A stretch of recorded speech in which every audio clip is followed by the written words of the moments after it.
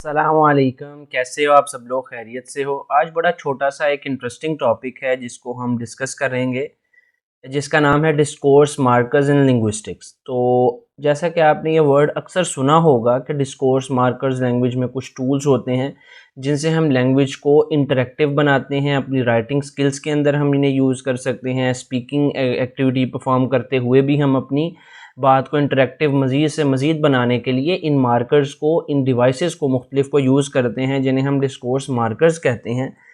तो बुनियादी तौर पे हम ये समझते हैं कि discourse marker is a word और a phrase that plays a role in managing the flow and structure of discourse.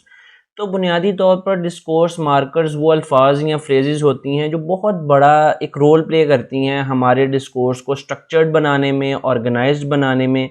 और बहुत से इसके फंक्शंस हैं कि हमें पता चल जाता है कि नेक्स्ट हम क्या बात करने वाले हैं, firstly, secondly, then, after that, for instance, in my opinion, if I think like that. ये जितने अल्फाज हैं या फ्रेजेस हैं, इनके थ्रू आप अपनी ऑडियंस को इंगेज करते हैं, whether they are in the form of readers और द लिसनर।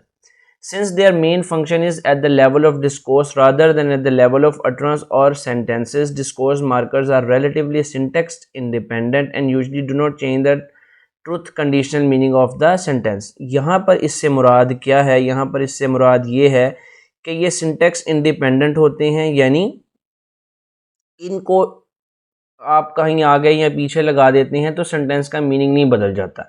जैसे हम समटाइम्स एडवर्ब्स हैं, उनकी जगह फर्स्ट पे लगा दें या लास्ट पे लगा दें। एट नाइट आई स्लेप्ट, ठीक है, late at night I slept, या I slept late at night. तो आपका ओवरऑल मीनिंग टोटली चेंज नहीं हो जाएगा, ना ही आपकी बात का मकसद बदल जाएगा।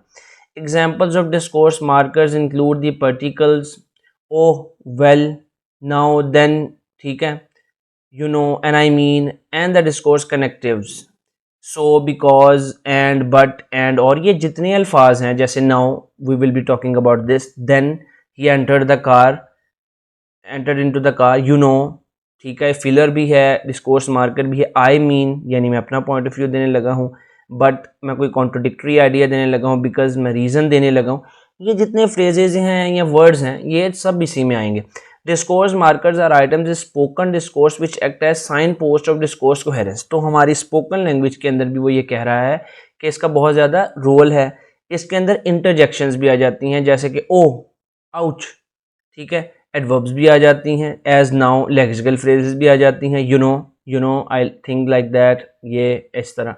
ये जितने भी हमारे पास फ्रेजेस या वर्ड्स हैं, इनको हम डिस्कोर्स मार्कर्स कहते हैं। इनकी फिर आगे कैटेगरीज आ जाती हैं। ये Maschler divided discourse markers into 4 broad categories. तो पहली इंटरपर्सनल है, जैसा कि इनके वर्ड्स काफ़ी सेल्फ एक्सप्लेनेटरी हैं, खुद ही से समझ में आ जाएगा आपको। Interpersonal, referential, you referring something, structure के अंदर हेल्प कर रहे हैं, कॉग्निटिव, मेंटल, आपका प्रोसेस बता रहे हैं। इंटरपर्सनल में क्या है? Use to indicate the relationship between the speaker and listener और राइटर और रीडर। कैसे? लुक, बिलीव मी, क्या है? वो रीडर को कह रहा है कि मेरी बात पर यकीन करो, या स्पीकर लिसनर को कहता है believe me. Agreement, exactly, disagreement, I am not sure, ठीक है, अमेजमेंट, वाओ। ये इस तरह के जितने अल्फाज हैं, एक इंटरपर्सनल कनेक्शन क्रिएट कर देते हैं रीडर और राइटर में, और स्पीकर और लिसनर में। रेफरेंशियल मार्कर्स क्या हैं? कि referential markers usually conjunctions are used to indicate the sequence, causality and, ठीक है, कोऑर्डिनेशन बिटवीन स्टेटमेंट्स। जैसे कि नाउ, देन, रेफरेंस दे रहे हैं आप कोई, कॉजलिटी, बिकॉज, ठीक है, कॉजलिटी यानी रीज़न, कोऑर्डिनेशन एंड, और नॉट कोऑर्डिनेशन बट। कोऑर्डिनेट कर रही है अगर कोई चीज़ इक्वल रैंक पे है तो एंड लग जाता है, और बट लग जाता है अगर दो चीज़ें ऑपोजिट हैं या डिफरेंट आइडियाज़ हैं। तो रेफरेंशियल मार्कर्स की कैटेगरी में हम इनको ले जाएंगे। नेक्स्ट हमारे पास स्ट्रक्चरल मार्कर्स आ जाते हैं। Structure markers indicate the hierarchy of conversational action at the time in which they are spoken, यानी स्ट्रक्चर से ज़्यादा रिलेटेड। First of all, secondly, thirdly, at the last. Structure आपके डिस्कोर्स का डिफाइन करते हैं। इंट्रोडक्शन, सो, ठीक है, कोई चीज़ define, summarize, in the end, last paragraph में आप इन दी एंड अक्सर लगा देते हो, कोई ऐसे वगैरह हो। तो ये आपके स्ट्रक्चर को ऑर्गेनाइज करने में स्ट्रक्चरल इसका फंक्शन है। कॉग्निटिव मार्कर्स क्या है? Cognitive markers reveal the speaker thought process, ठीक है, जैसे कि इसके नाम से ही वाज़ेह है। Processing information, it means the reader or the speaker or the writer is thinking something. Realization, oh, I got it. ठीक है. Rephrasing, I mean you're rephrasing something and you use this phrase again, I mean this way. ठीक है.